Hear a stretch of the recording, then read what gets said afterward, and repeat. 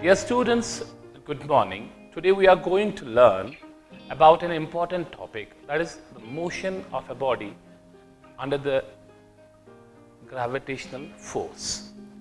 Before we discuss the topic, we should have a little glimpse about the equations of motion, which we have learned in a previous class.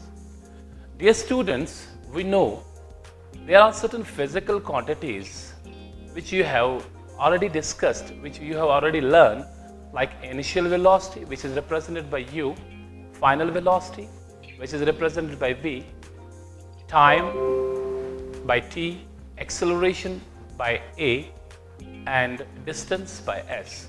These physical quantities show some relationship between each other, and these relationships are framed in terms of equations, which we call them as equations of motion. There are three equations of motion. These equations of motions are v is equal to u plus at, s is equal to ut plus 1 of at square, and v square minus u square is equal to 2as. So these are three important equations of motion. Now, all three equations of motions are used in a uniformly accelerating body. But if a body is freely falling, now how can we represent these equations of motion if a body is falling freely under the influence of gravity? So how can we represent these equations of motion under free fall? So there are certain changes which we have to make. For example, when a body is falling freely, there is an increase in the velocity, and that increase in the velocity produces an acceleration, and that acceleration is basically produced by the force of gravity, and we call that acceleration as acceleration due to gravity. And this acceleration due to gravity, we have, in case of general equations of motion, we have to replace a by means of g. And also, when a body is falling freely, it is falling from certain height, and we take distance in terms of height. So let us make these two changes and see what are the general equations of motion and what are the equations of motion for a freely falling body. See, the first equation, we will take first the general equations of motion. First equation is v is equal to u plus at. Second is s is equal to ut plus 1 of at square. And third is v square minus u square is equal to 2as. Now represent these equations in a freely falling body.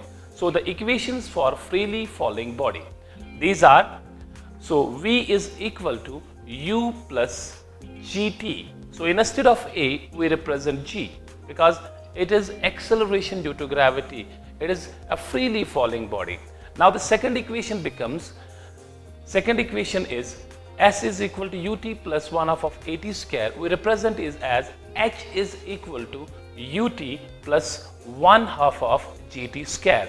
Here we have changed s into h and a into g, because we take distance in terms of height and we take acceleration in terms of acceleration due to gravity.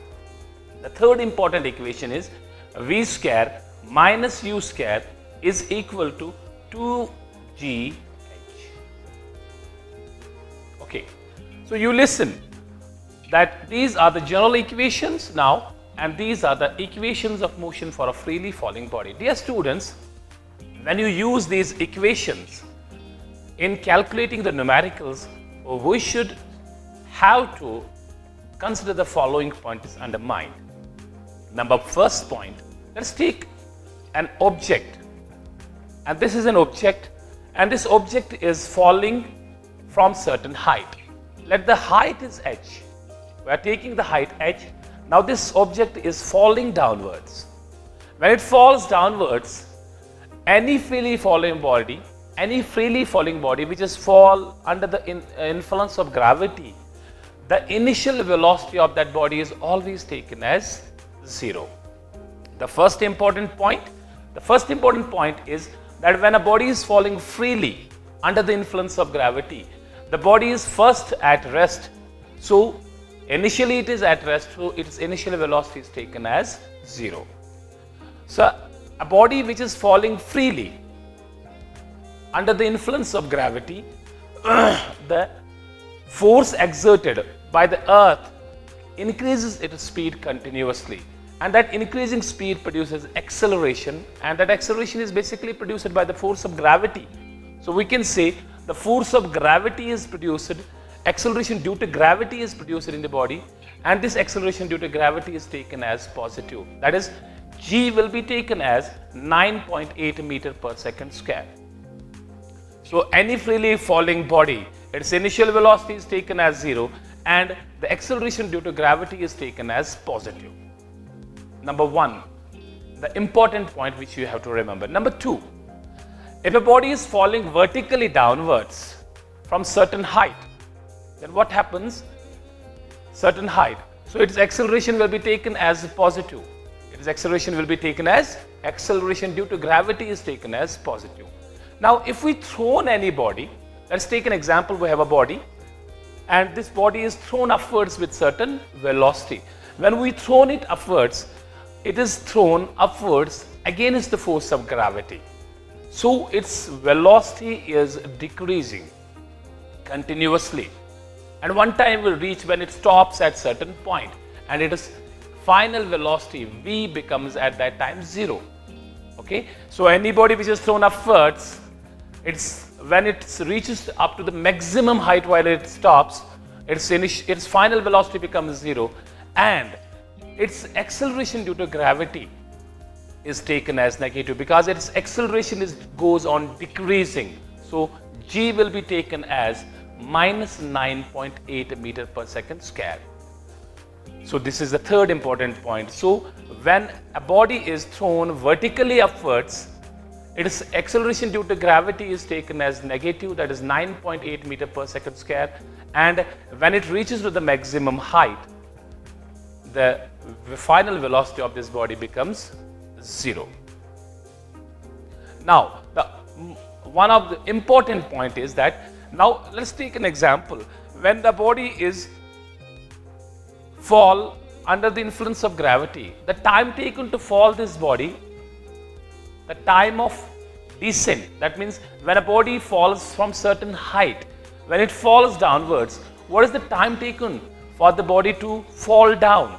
When you thrown this body with certain speed, the time taken to complete that height, to reach that height is equal. So we can say time of ascent is always equal to the time of descent. So time of ascent is equal to time of descent. Okay.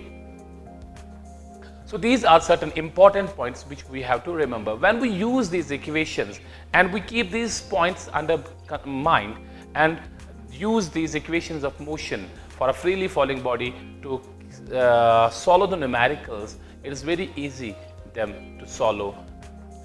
Let us discuss another important topic, mass and weight of the body. Dear students, it is very important topic.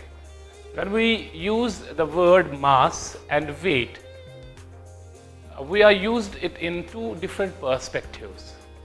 They are not same terms, they are totally different terms. When we define mass, we define mass as the matter contained in the body. What is the quantity of matter contained in the body that represents the mass of that body? For example, we take a ball, an object, and this object, what is the matter contained in this body? That it is its mass. Mass is measured in terms of kilogram. The SI unit of mass is kg, that is kilogram, and it is a scalar quantity. What does it mean, scalar quantity? For example, you have to measure the mass of any object. You doesn't need any direction for measuring that mass.